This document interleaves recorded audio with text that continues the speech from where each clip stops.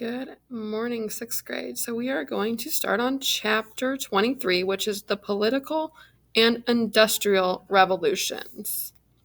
So looking at this page first, essential questions for this chapter, we're going to see why does conflict develop? Why is history important? And how do governments change? How does technology change the way people live? And how do new ideas change the way people live? So let's go ahead and look at the story matters here. The story matters. The people of France have risen up. They have stormed prisons, seized property, and set nobles on the run. In Paris, the capital, crowds fill the streets thrilled with their power. Yet problems remain. The poor are hungrier than ever. It may be a long time before there will be work to do or safe places to set up markets. As you read this chapter, note how revolution can lead to great joy and great tragedy. All right, and so this picture here we have where it says French artist Jacques-Louis David became famous for his paintings about the French Revolution. He painted ordinary people, such as this peasant woman of Paris, and leaders such as the Emperor Napoleon. All right, so let's go ahead and get into lesson 1, which is the American Revolution.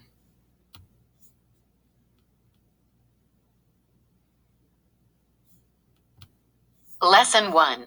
The American Revolution. It matters because the American Revolution guaranteed the freedoms we still have in America today. When we learn about the difficult struggle to gain independence, we value and protect our freedoms. Britain's American colonies. Guiding question: why did England found colonies in North America? The first permanent English colony in North America was set up by the Virginia Company in the area that is now Virginia. The company owners wanted riches and planned to make money from the colony. People who wanted religious freedom, such as the Puritans, established other colonies in North America. During the early 1600s, Puritans in England were persecuted for their beliefs. When a group is persecuted, its members are punished and made to suffer. People sometimes persecute others because of religious differences. In 1620, a group of Puritans known as the Pilgrims left Britain for America so they could worship freely. They sailed across the Atlantic Ocean in a ship called the Mayflower and landed in what is today the state of Massachusetts. Their settlement was called Plymouth. Founding colonies. The success of Plymouth may have influenced other Puritans to come to America. In 1630, about 1,000 Puritans founded the Massachusetts Bay Colony. Others soon followed. By the mid-1640s, more than 20,000 Puritans had settled in America. Other people seeking religious freedom set up colonies elsewhere along the Atlantic coast. For example, English Catholics founded Maryland in 1634. The Quakers, a religious group that had also been persecuted in England, established Pennsylvania in 1680.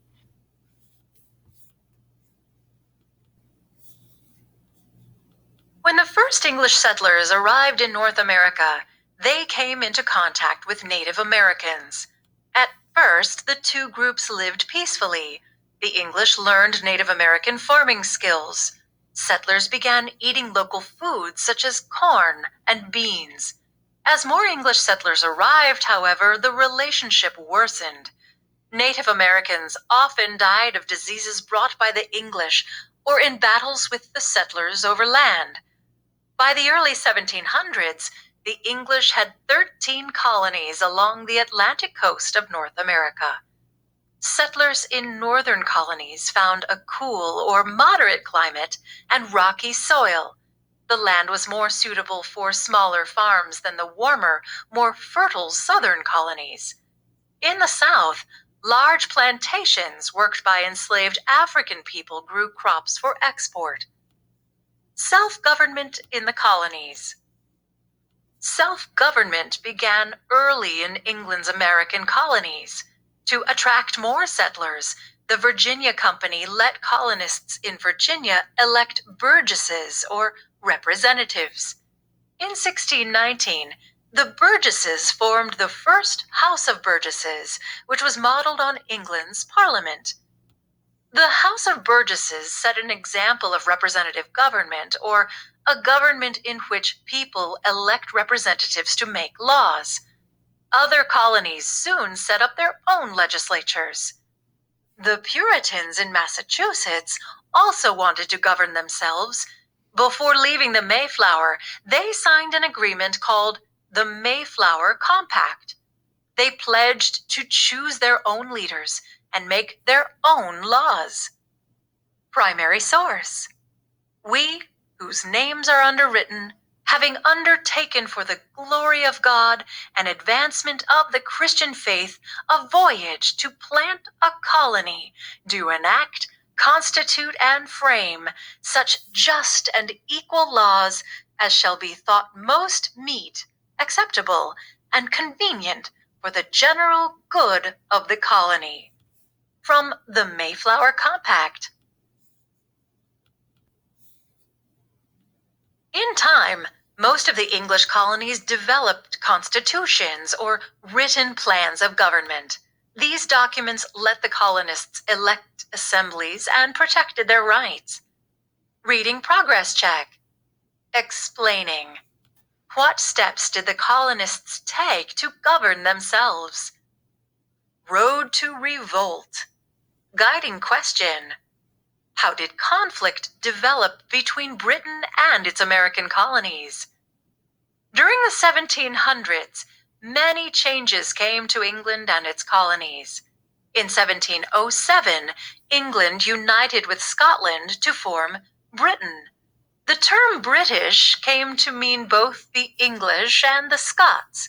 The colonies came to depend on Britain for trade and defense. Trade and the colonies. The American colonies shipped their raw materials to Britain. In return, they received British manufactured products as well as tea and spices from Asia. To control this trade, Britain passed the Navigation Acts. Under these laws, the colonists had to sell their products to Britain even if they could get a better price elsewhere. Any goods bought from other countries had to go to Britain first and be taxed before going to the Americas. The colonists at first accepted the trade laws because Britain was a guaranteed buyer of their raw materials. Later, as the colonies grew, colonists wanted to produce their own manufactured goods. They also wanted to sell their products elsewhere if they could get higher prices. Many colonial merchants began smuggling goods in and out of the colonies. Smuggling is shipping products without paying taxes or getting government permission. Britain tightens its controls. Between 1756 and 1763, Britain and France fought a war for control of North America. When Britain won, it gained nearly all of France's North American empire. The conflict, however, left Britain deeply in debt. Desperate for money, the British made plans to tax the American colonists and tighten trade rules. In 1765, Parliament passed the Stamp Act, which taxed newspapers and other printed material. These items had to bear a stamp showing that the tax was paid. The colonists were outraged. They responded by boycotting British goods. Boycotting is refusing to buy specific products in protest. All right, so a lot of this should sound familiar to you because we talked about this, the American Revolution, in 5th grade last year. So talking about the Stamp Act and boycotting different items. So a lot of this should be kind of familiar to you. Finally, 9 colonies sent delegates to a Stamp Act Congress in New York City. The Congress declared that Parliament could not tax the colonies because the colonies did not have representatives in Parliament. The colonists united under the slogan, "No taxation without representation." They believed that only colonial legislatures had the right to tax them. Britain backed down for a while, but it still needed money. In 1767, Parliament put taxes on glass, lead, paper, paint, and tea. Unrest in Massachusetts. The Americans hated the new taxes. Mobs attacked royal tax collectors, and writers made fun of Britain's king. Worried, the British sent troops to Boston, Massachusetts, where the strongest protests had taken place. In March 1770, British troops and American colonists clashed. A Boston crowd threw snowballs at British soldiers. The soldiers fired their weapons. 5 people were killed. The event became known as the Boston Massacre. In response, Parliament repealed or canceled all of the taxes except the one on tea. In 1773, Parliament passed the Tea Act. It allowed the British East India Company to ship tea to the colonies without paying the tax that American tea merchants had to pay. This allowed the company to sell its tea very cheaply and threatened to drive the American tea merchants out of business. In Boston, angry colonists decided to take action. A group of protesters disguised themselves as Native Americans. They boarded British ships in Boston Harbor and dumped their tea into the water. This event is known as the Boston Tea Party. To punish the colonists, Parliament passed laws that shut down Boston Harbor and placed Massachusetts under military control. It also required colonists to house and feed British soldiers. The colonists called these laws the Intolerable Acts, or laws they could not accept. The act made the colonies realize that they had to work together to defend their liberties. In September 1774, delegates from 12 colonies met in Philadelphia at the First Continental Congress. They demanded that the Intolerable Acts be repealed. Colonial leaders, however, could not agree about what to do. Some, such as George Washington of Virginia, hoped to settle the dispute with Britain. Others, like Samuel Adams of Massachusetts and Patrick Henry of Virginia, wanted the colonies to declare independence. Reading progress check. Identifying cause and effect. What were the Intolerable Acts? How did the colonists respond to them?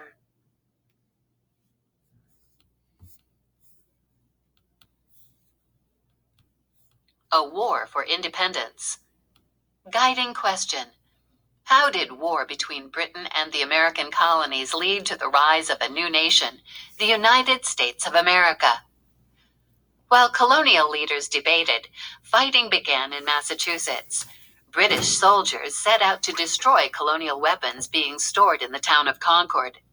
On April 19, 1775, they met armed colonists at Lexington and fought the first battle of the American Revolution. News of the conflict spread throughout the colonies. In May 1775, the Second Continental Congress met in Philadelphia. It created an army with George Washington as commander.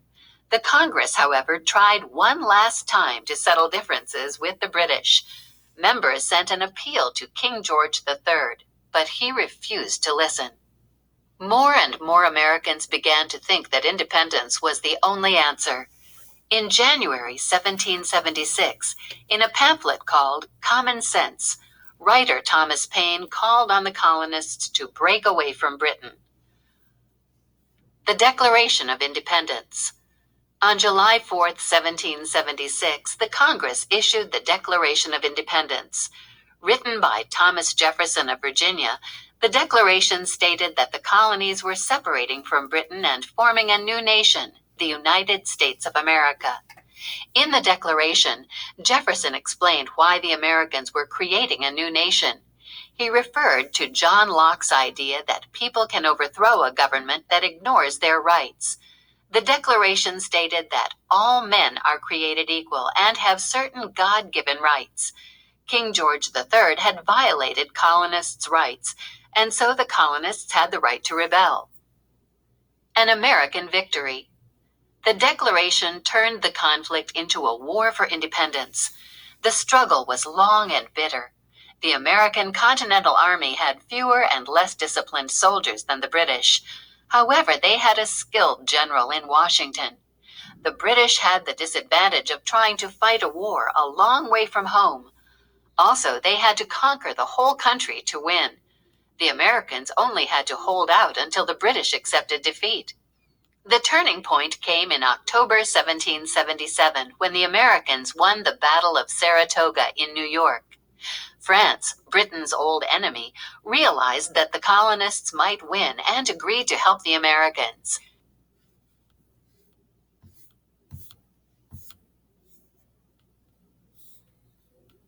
The final victory came in 1781 at the Battle of Yorktown in Virginia. American and French forces surrounded and trapped the British.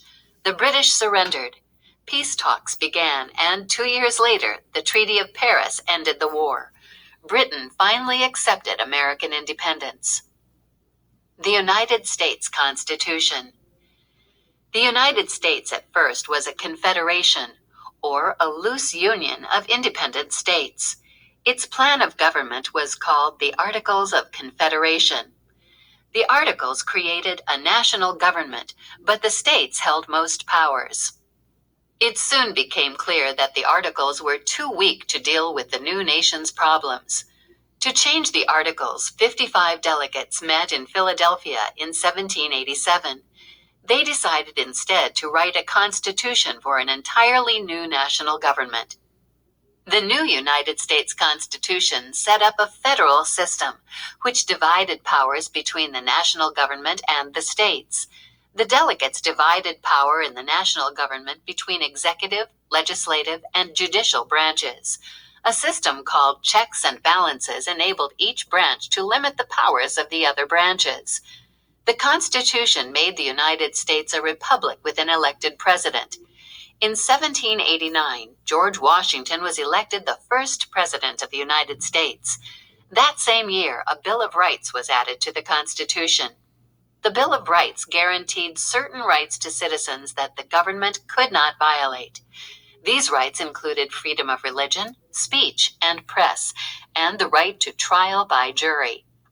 The U.S. Constitution was shaped by Enlightenment principles. One of these is popular sovereignty, or the idea that government receives its powers from the people. Another principle is limited government, or the idea that a government may use only those powers given to it by the people. Progress check. Explaining. What kind of government did the Americans set up after the American Revolution?